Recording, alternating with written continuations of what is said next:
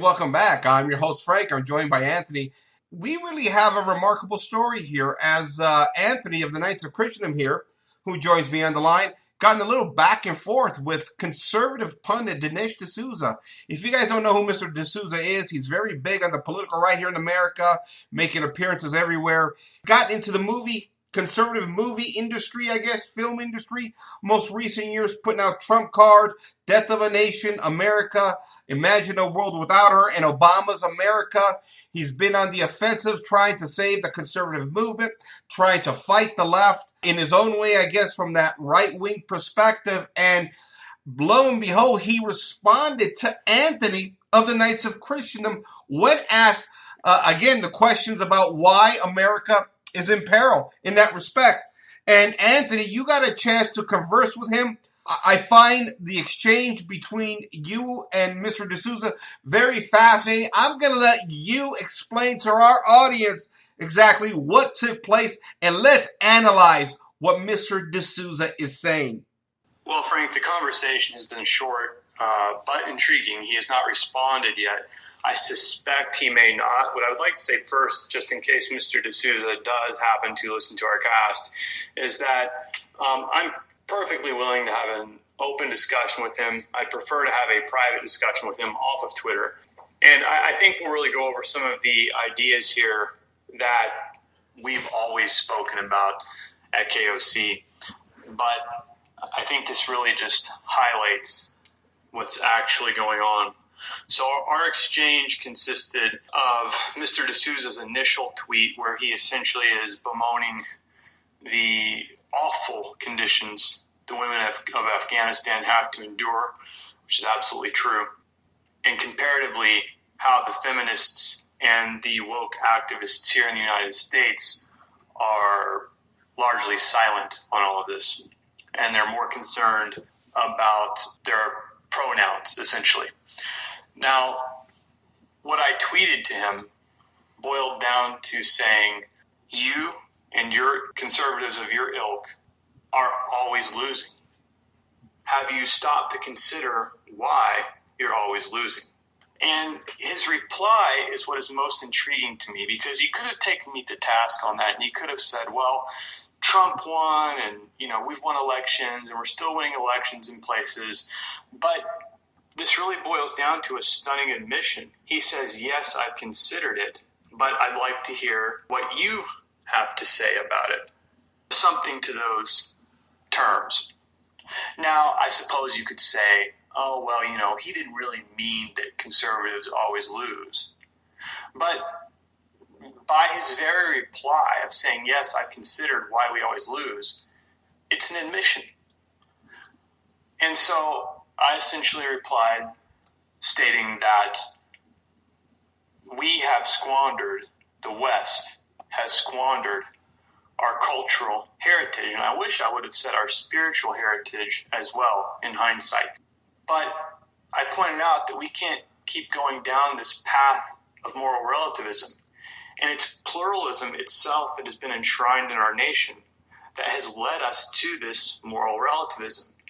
He says that, she says this, they say that about the Bible, about eternal truth, about what sin is. And at the end of the day, it leads to a practical atheism, which is what we see played out. The left is simply taking the right wing, the classical liberal wing, to its logical conclusion. And I told him, look, this is moral relativism coming back to our doorstep to haunt us. This is exactly what this is.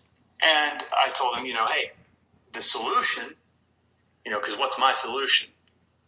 And I told him the solution is we have to preach the one true Holy Catholic faith. Because we've been running off the fumes of essentially Catholicism kind of enshrined in this Protestantism that's continually breaking down, to the point toward the very posterity of the United States no longer really believes in God. We have these nuns. Or it leads to a practical atheism, and you still have small sects or larger sects of Protestants or people that don't even consider themselves Protestant. They can't agree on what morality is. Now, these are the problems we have to face, and the practical problem that it has led to is the breakdown of the family. And see, these things are intricately connected.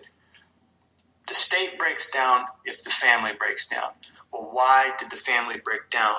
See, these are questions that D'Souza does not typically get into. And if it is kind of delved into by any kind of conservatives or classical liberals, they will get into the economic arguments. But again, that just reduces things down to materialism. Okay, Anthony.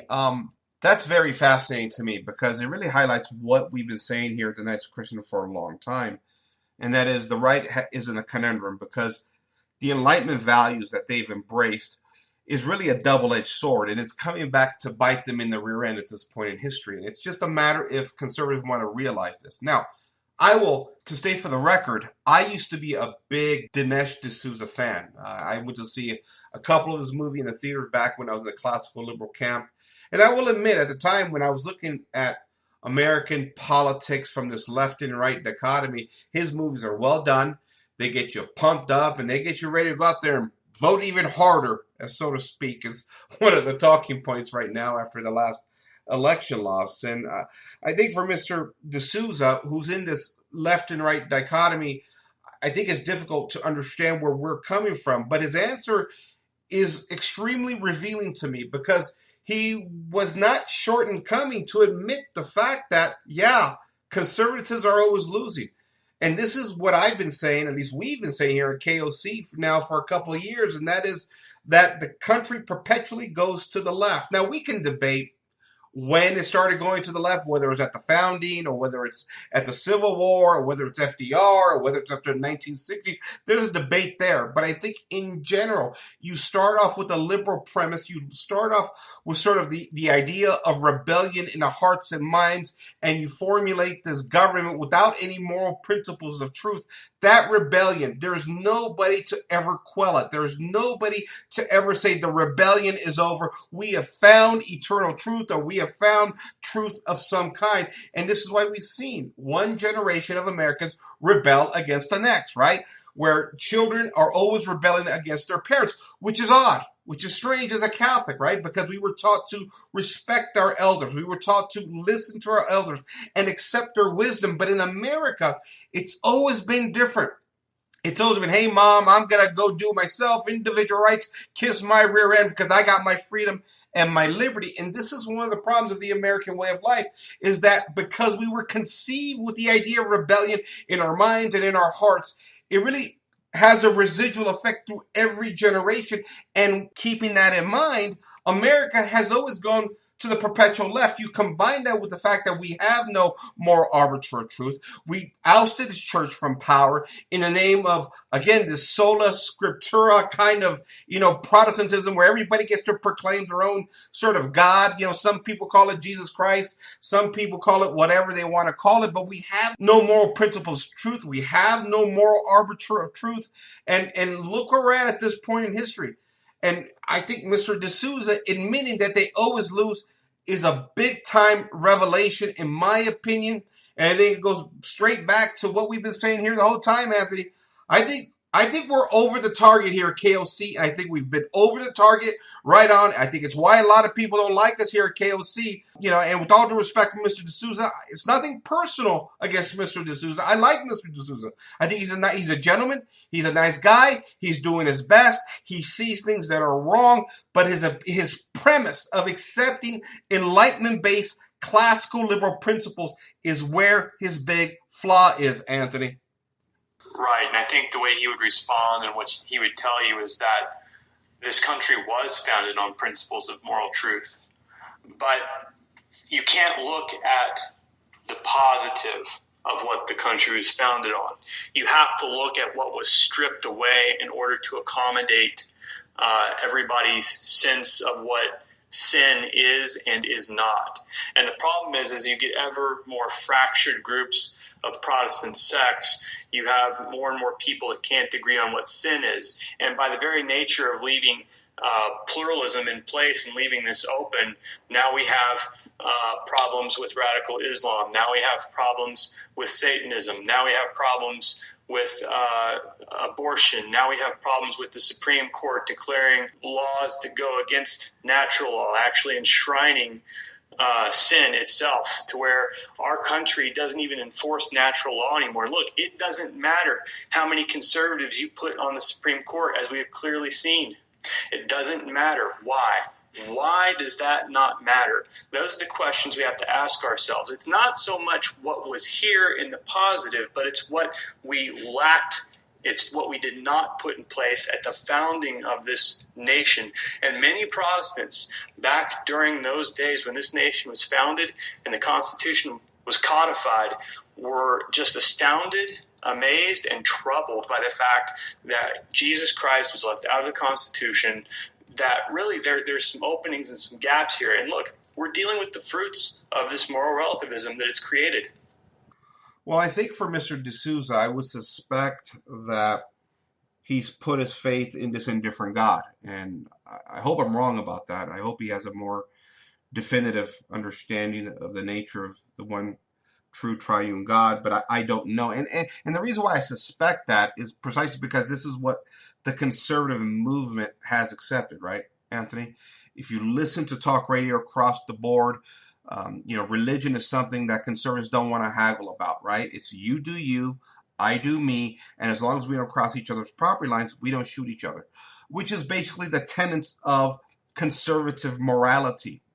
And, now that the nation has gone morally unhinged to such a degree now that we're seeing little leftist tyrants really take over the culture and now the political system, the right doesn't have an answer on how to get the genie back in the bottle. And this is why we've seen the political right capitulate more on sin, right? This is why the Ben Shapiro's have come out and said pornography is okay because, we got constitutional issues and we have to allow it, right?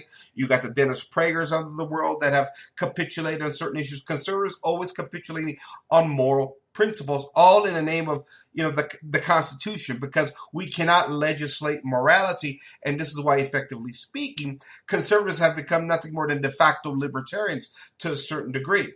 I think what D'Souza may come back with you on is the history of America and its greatness in producing economic prosperity and freedom throughout the world, the kind of prosperity and freedom, Anthony, that the world had never seen before. I know one of his movies right now, I believe, was America, Imagine a World Without Her. He made the case that prior to the conception of America in 1776, the mass wealth distribution between one society to another came at the end of a barrel of a gun or at the end of a blade, as you simply, one nation conquered another nation in order to acquire assets. And that's how the exchanges of goods and services were primarily conducted, was through war. And yet America set up this premise that through a handshake or through a business deal, that's going to be the more dignified way to spread wealth and really, spread it down to even the lower echelons of society so more and more people benefit. America bringing about prosperity and freedom all over the world like no other institution in the history of the world. This is the greatness of America. And if we could just get our voting initiatives right, if we could just convince people in the battle arena of ideas to vote properly with hearts and minds that America is a good nation and these founding principles were the greatest principles ever conceived by any men, that we get America back under control. Let's get back to the founding principles and everything will be fine in America. You bring up several different points there. First, as if we could walk it back to the Constitution, the founding. Even if we were to do that tomorrow, what stops it from doing the same thing over again? I mean, clearly we have identified the problem here. The problem is morality. Men and women make up society. Families make up society. When the family fails, the state fails. It's that simple. We have broken families all over the place. We have broken hearts all over the place. We have disorder everywhere. And we've decided in this country that moral relativity rules the day. And democracy itself, or this republic, the voting box, has essentially become the way we express what's moral and what's not. We vote on it. Okay? That's what it boils down to. And again, this is why we never get a change with the Supreme Court, no matter if we have conservatives on the Supreme Court or not, because something's wrong there, morally speaking. Something is not right. We don't know what precisely. I'm not rash judging any of the conservative judges. I mean, some of these rulings have not been good. We can only question why. I happen to personally think that there's some nefarious forces out there that are keeping people from doing what they know is right. Okay, so that said, let's address this idea of nefarious forces and this idea that you talk about where we just want to do business with people, right? We just want to do business. That's it. We're not going to be like those countries of old where, in the old world, where it was all about war and making money off of war. No, America would never do that.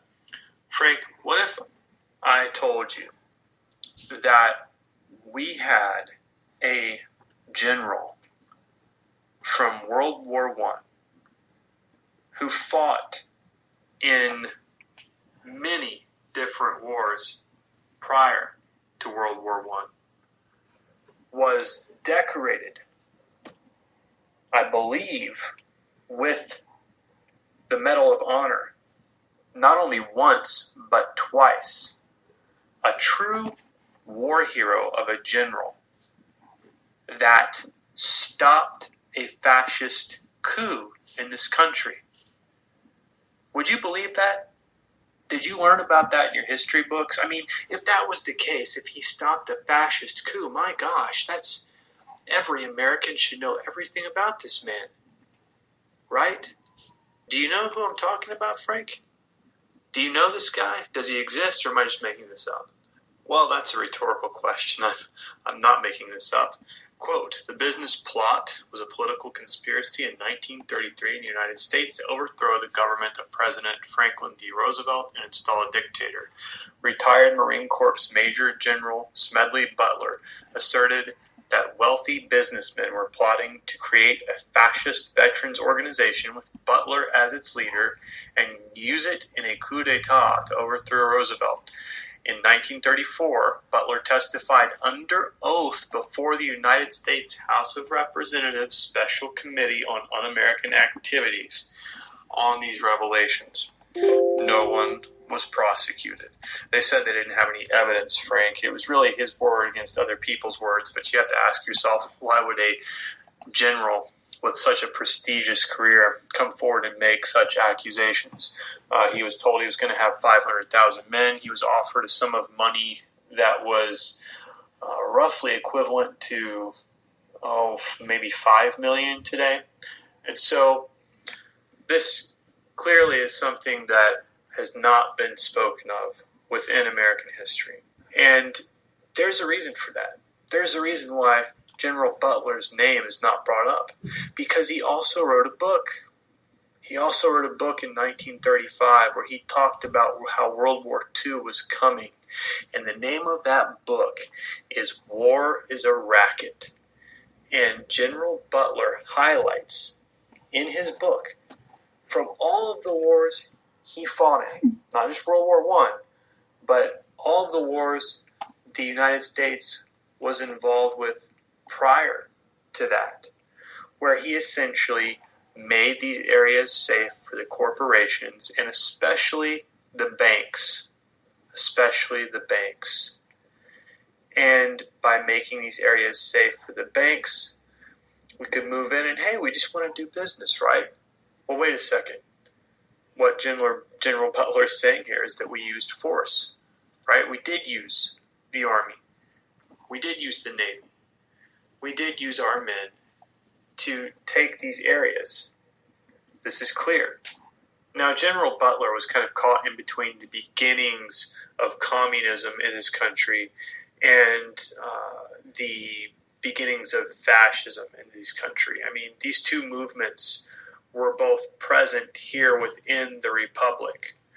Now, General Butler himself was a true Republican, I guess you could call him. Not Republican in the sense of the political party, but a true Republican in the sense of somebody who believed in the Republic of the United States and how it functioned. And so he's caught in between these two forces. And I don't think he quite understands what he's caught in between completely. But I would like to quote him here. Quote, I spent 33 years and 4 months in active military service, and during that period I spent most of my time as a high-class muscle man for big business, for Wall Street, and the bankers. In short, I was a racketeer, a gangster for capitalism. Now, I think people hear that and think, well, wait a second, is Butler, is he a communist? No, absolutely not. Butler just realized morally what was going on and what he had participated in and how war truly is a racket. The book is simply fascinating. You can find it online. I'll link to it in the description box, but he gets into specifics on who profited, how much they made, the fact that bullets and torpedoes and things were being made here in the United States that were then used against them. Can you imagine being shot by your own bullet? It's just incredible. And he lays it out beautifully in the introduction of the book in the first chapter. He writes this in 1935 of how World War II is coming. He sees it all happening. He predicts it. And he essentially says, well, what do we got 400 million men trained up and mobilized for? And he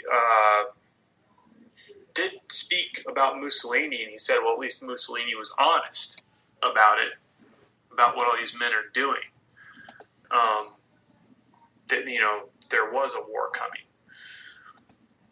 So, essentially, I think D'Souza can't really argue with a decorated war general who is involved to such a high degree with the very men that were at the highest echelons of society and those that profited off of these wars. D'Souza, it's not possible for him to have that perspective because he was never there. What he does is he props up the American narrative. And that American narrative is failing right before our very eyes. This has been propaganda, classical liberal propaganda, the entire time. The entire time. There might be some hints of truth to many of the things we have been told, but the things we have not been told, the things that we left out as Americans, that's what's marching us towards pure communism at this point. And really, we've had a hybrid system for a long time now. That's a very interesting story, Anthony. Again, his complaints about the corporations, and I've said this many times before, especially in recent times with this last election and the rise of big tech and the claims of the political right claiming that it is the corporations now that are robbing the people of their voice and is the corporations that interfered in this last election and things like that. These are claims of the right. What's interesting here to me, Anthony, is that before this last election, corporations were the greatest thing since sliced bread. Corporations were the darlings of the political right. Remember what the likes of Limbaugh and Prager and Hannity, all these guys argued before this previous election, that corporations are fantastic because they provide the economic engine of prosperity. They fulfill it to its most efficient means. They provide jobs. They provide standard of living and products of goods and services that no other human beings in the history of the world have ever partaken in. Corporations are awesome, right? All up until this last election, of course. Now the likes of, Mr. D'Souza, I would imagine, at least many on his side of the camp say, well, no. Now the corporations are bad because they're interfering with elections and they want to throw the fascism word around, which is interesting. I'm not here to debate fascism, but what I will say is that many of the political right, like Mr. D'Souza, were warned about what happens when the consolidation of power through the free market system happens with corporations. We've seen this, and many of us have been screaming this. Now that the free markets have consumed themselves, have eaten themselves, just like really Enlightenment principles in politics have eaten themselves, they have no answer. And they need a boogeyman now, a scapegoat to really blame, right? I mean, you look at a nation like China, which is communist. Do they hate capitalism? No, not really. China is using capitalism right now to, take over the world in many respects, as we're falling further and further behind. See, the problem that the right has never seen is the fact that communists would do whatever they have to do in order to win. There's no sort of direct outline with them. There's no map with them. To them, the rules of the game are winning ideologically. If that means shutting down business or using business or something in between, a hybrid system like you talk about, this is what Marxists do. This is what they've always done. It's an ideological war, not an economic war. And this is why the terms and conditions always change in a lot of these nations, and they appear, or at least come under the illusion of different system of governance. But because the political right is always caught in this left and right dichotomy with these strict definitions of what communism is, or what fascism is, or what capitalism is, or what socialism is, they've been beat at every turn. They've lost every war they've ever fought.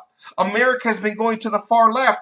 Pick your date, right? The American Revolution, the Civil War, Industrial Revolution, FDR, 1960. Pick your date. This thing never turns around for the political right. All they do is back up and retreat, back up and retreat. And you brought up the idea of, again, the moral conundrum, the complete collapse of the culture, the complete collapse of the family, something that the right no longer deals with.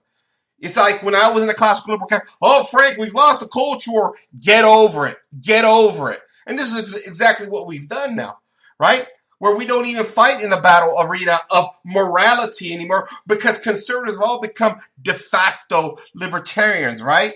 Well, it's like we've said so many times on this show here, Anthony. If you have disorder at the moral level, it's going to descend into disorder at the political level and the economic level. It's why we call libertarians, in actuality, we call them losertarians, right? Because when the pieces are broken within culture and family, somebody has to step in. In the old world, that used to be the church. The church stepped in to take care of the orphans and the broken families. But at the same time, the church taught morality and gave us the sacraments to maintain moral order. So we didn't see the kind of moral degradation, the breakdown of the family, the breakdown of the culture in the old world that Mr. D'Souza despises. See, Mr. D'Souza looks at this purely from an economical and political perspective, which, if we're counting, again, the luxuries and the pleasures, then fine, maybe Mr. D'Souza has a point. But look at the state of the culture, look at the state of the family. And in that respect, I'm not sure we can even say it's economic success, right? Because it's all been done on national debt. It's all been done at record levels of personal and government debt at this point in history. So even that claim, I'm not sure they could even make it. This is the bottom line. This is the bottom line. As a conservative, you can't walk around and simply surrender the culture and expect the political system to fall in line.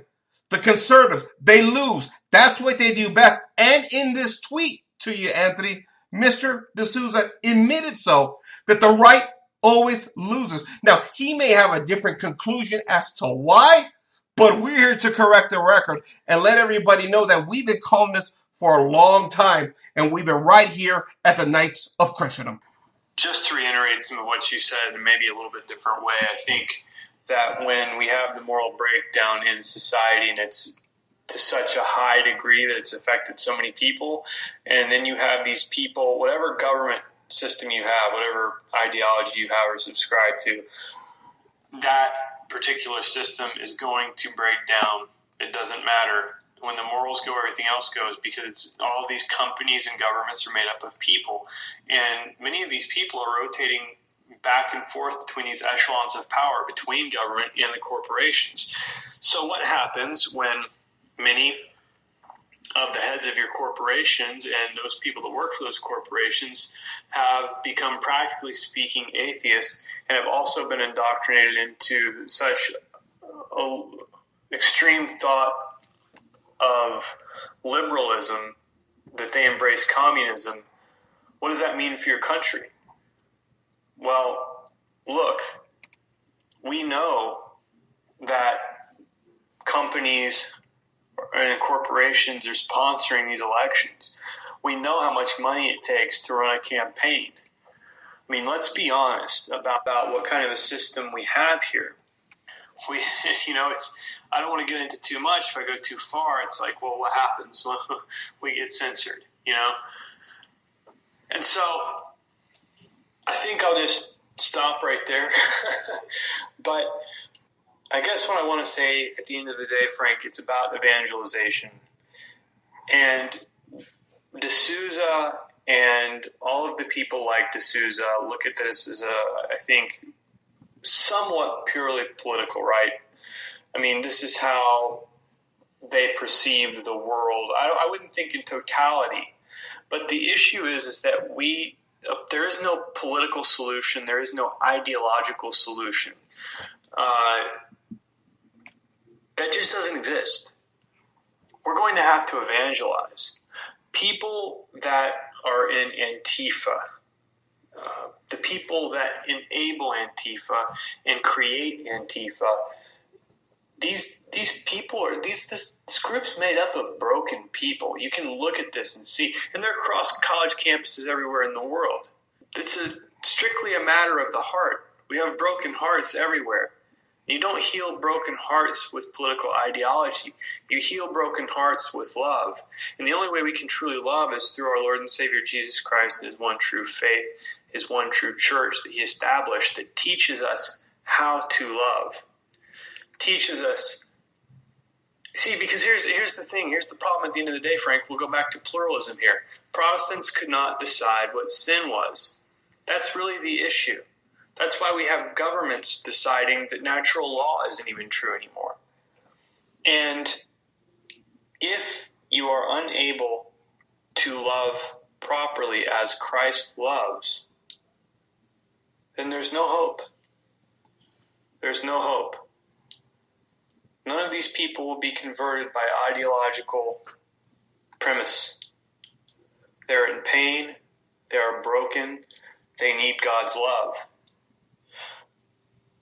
When you heal those people, when you bring them the faith, when you're willing to meet them on the street and say, hey, Jesus loves you, are they always going to accept that? No. But people want a political solution because a political solution would be easy. You don't have to get out there and actually talk to the people that are broken. You don't have to leave the comfort of your $400,000 home and go out and talk to these people that have a total wreck of a life. And even those people in the upper classes that are doing well for themselves, are they happy? How many of them have been destroyed by divorce, whether as a child or as an adult? There's too many broken hearts out there. Evil is just the lack of good. They say evil can only prevail if good men do nothing. Well, what's the something we're supposed to do? Because it's not in the classical liberal sense. It's not in the sense of violence. We have to pick up our cross. We have to go out to these broken people. We have to set the example. We have to show them that God loves them. If every Catholic would do that and say a daily rosary, this world would change tomorrow, my friend. That is absolutely beautifully said, my friend. And I really can't add much to that because I think you hit on it right there. And I think that's what the political right often misses, is the fact that they've decided to fight in the battle arena of ideas, and only in the battle arena of ideas. I'm not one that believes that we need to throw logic and reason out the window, but it has been the classical liberals that have thrown the supernatural faith of our ancestors in the trash in favor of logic and reason. Now, why wouldn't they? I mean, you look at the Protestants, for example, of the time of the Founding Fathers. They were not only unorthodox, but they were a mashup between Protestantism and Freemasonry. Freemasonry, of course, being in that realm of rationalism. And the Enlightenment thinkers were in that realm of rationalism and only rationalism. This is why the classical liberals spent so much time and effort dismissing the Catholic Church and the sacraments as superstition, right? We've read some of the things that were said by John Jay and Thomas Jefferson and a lot of the founders, where they looked at the church and said, that's all nonsense. That's all superstition. They downplayed the supernatural role. And they sort of rejiggered religion in their own fashion. This theistic rationalism is what one historian I read was commenting on. Now that matters. And that's the critical moment here, right? Because you're so right, Anthony. It is about spreading the faith, right? But before we spread the faith, we have to get the basic principles of truth of our civilization straight. We have to get them figured out, right? And here we are, 17th, 18th century, the Enlightenment's kicking off, and we decide to rewrite really the entire narrative. Now, we can go back to the Protestant Reformation. Don't get me wrong, that's where it really begins. But for guys like Mr. D'Souza, who believes that everything before 1776 was a tyrannical, upside-down world, I like to remind him, never did we see in the old world the kind of cultural and familial destruction that we see today. Never mind the fact that the great apostasy that we're now living through, the complete loss of faith, is really unique to modernity, to our time. And it goes back to something else that I keep saying. You want to take the credit for the good? Fine. But also take the blame for everything that's gone wrong in modernity, right? Because it's been a mixed bag in many ways. You want to celebrate your material comforts, your material pleasures? Look at the destruction of the family and the culture, and ultimately the apostasy from which all that destruction stems from. There's been a great loss of faith, right? Why? Because it has been many classical liberals themselves that have abandoned the one true faith of our ancestors for this abstract religion of this, again, rationalistic, theistic Protestantism, if you want to call it that. It really doesn't make any sense. I don't even know how to define it anymore at this point in history, right? Because it's so mashed up now that nobody understands what true religion is. But as I keep referring back to Anthony, the 2,000-year analogy of the faith, is there a consistent belief that goes all the way back to our Savior? And where is that consistent belief found? It can't be found in Protestantism. They don't go back to the time of Jesus Christ. It can't be found in the Founding Fathers. The Enlightenment was all brand new ideas. There's only one place this could be found, Holy Mother Church, the Catholic Church. And I would charge, understanding and being the classical liberal movement for as many years as I was, that there are many conservatives that love their sins. Now, they may not go as crazy as their progressive siblings, right? But they love their sins too. And we've seen a lot of these things thrown out the window, especially this economic engine of prosperity at all costs, where life is about comfort, it's about pleasure, it's about prosperity, and yet the concepts of sacrifice, as our ancestors believed in, sacrificing blood and tears and sweat to give us the faith, they've thrown that all away because we found an ideology that makes our material world much more convenient. But at the same time, we flushed our spiritual world down the toilet. And that's what classical liberals, conservatives have given us. And now their offspring, which are the progressives, have taken over. They've simply taken the Enlightenment and the classical liberal principles to the most logical conclusion. And don't let them kid you, because they're going to say, no, this is anti-Enlightenment. This is anti-Enlightenment. No, it's not. All right? All you got to do is read the likes of Mr. Christopher Ferreira.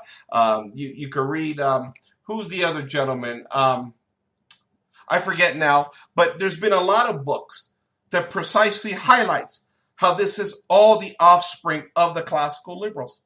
You start with the mindset of rebellion, with no arbitrary authority of truth, no church in place to call fair and foul, right and wrong, good and evil, and every generation winds up rebelling against itself to the point where it destroys itself.